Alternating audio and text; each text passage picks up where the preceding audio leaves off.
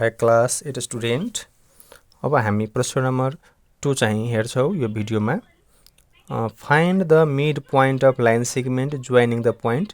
हामीले चाहिँ के त यो लाइन सेगमेन्टहरूको चाहिँ के त हामीले मिड पोइन्ट निकाल्नलाई भनिएको छ।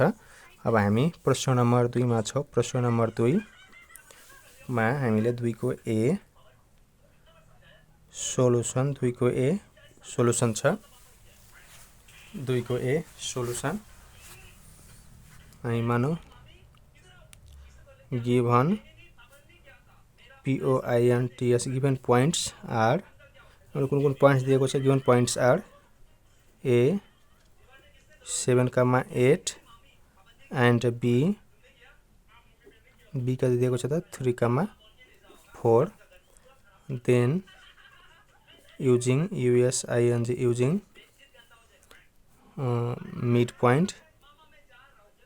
midpoint formula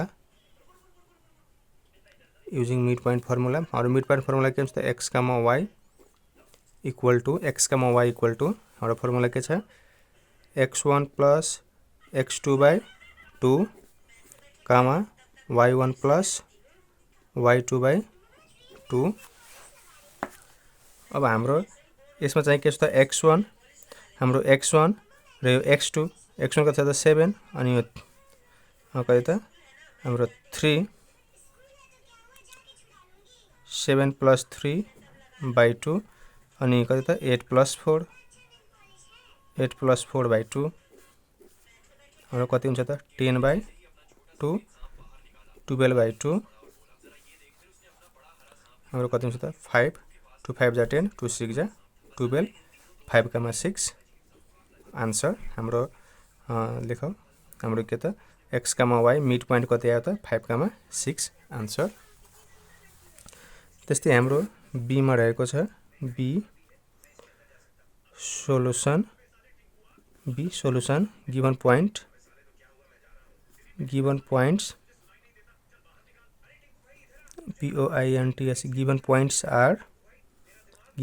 are p 3, 3 and q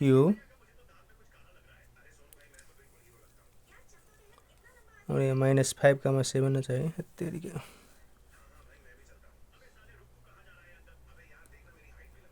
-5, -7 -5, -7 p -5, -7 and q का त 7, -9 7, -9 हाम्रो b नम्बर को छ है। b नम्बर को अब लेखौं now by using by using distance formula midpoint formula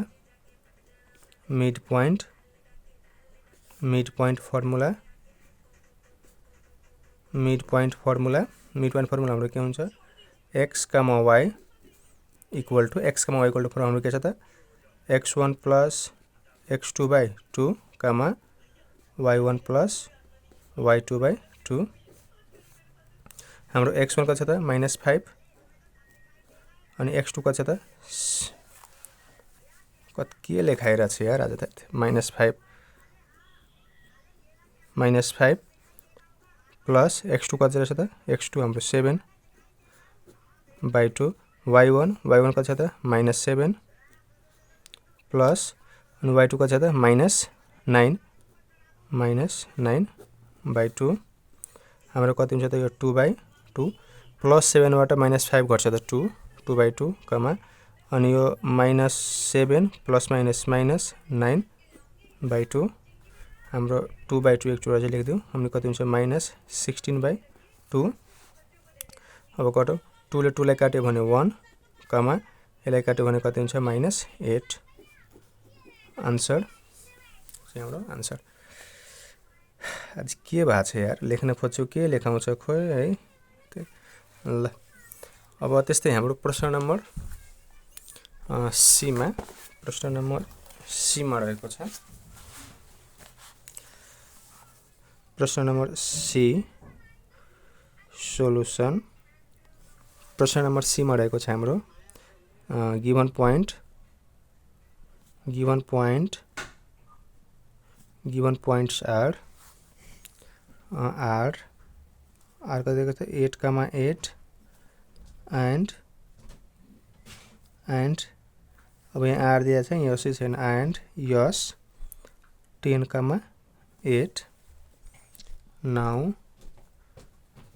by using midpoint formula for by using midpoint formula हाम्रो midpoint formula के छ त x, y is equal to x1 plus x2 by 2, y1 plus y2 by 2. x1 कति छ त 8 र x2 कति छ त 10. 8 plus 10 by 2. y1 कति छ 8, y2 कति हो 8. 8 plus 8 by 2 कति भयो त यो 18 by 2. यो चाहिँ 16 by 2. हाम्रो कति भयो त यो 9, यो 8. आन्सर 2 9 जा 18, 2 8 जा 16. त्यस्तै हाम्रो प्रश्न नम्बर डी रहेको छ. प्रश्न नम्बर डी सोलुसन. प्रश्न number D solution. Given points are हाम्रो कुन पोइन्ट्स दिएको छ डी मा T 5, 6 and r 7, 6.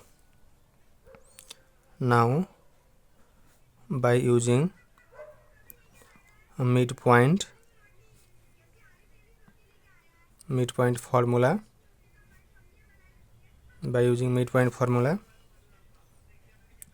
x, y equal to x1 plus x2 by 2, y1 plus y2 by 2. हाम्रो x1 कति रहेको छ त x1 हाम्रो 5 plus 7 by 2, y1 हाम्रो 6 अनि y2 6 plus 6 by 2. 12 by 2 6, 6 answer. So class 8 students हाम्रो क्वेशन्स नम्बर 2 पनि कम्प्लिट भएको छ. यदि यो च्यानलमा तपाईहरु नयाँ हुनुहुन्छ भने प्लिज च्यानललाई सब्स्क्राइब गर्नु होला, भिडियोलाई शेयर गर्नु होला र भिडियो कस्तो लाग्छ लाइक कमेन्ट गर्नु होला. कुनै बेला झुक्किएर पनि लेख्न खोजिन्छ के लेखाइहाल्छ के है, त्यसको लागि that is minor mistake, don't mind for that. Okay, and questions number 3 I will provide you next videos. Okay, thank you, thanks for watching.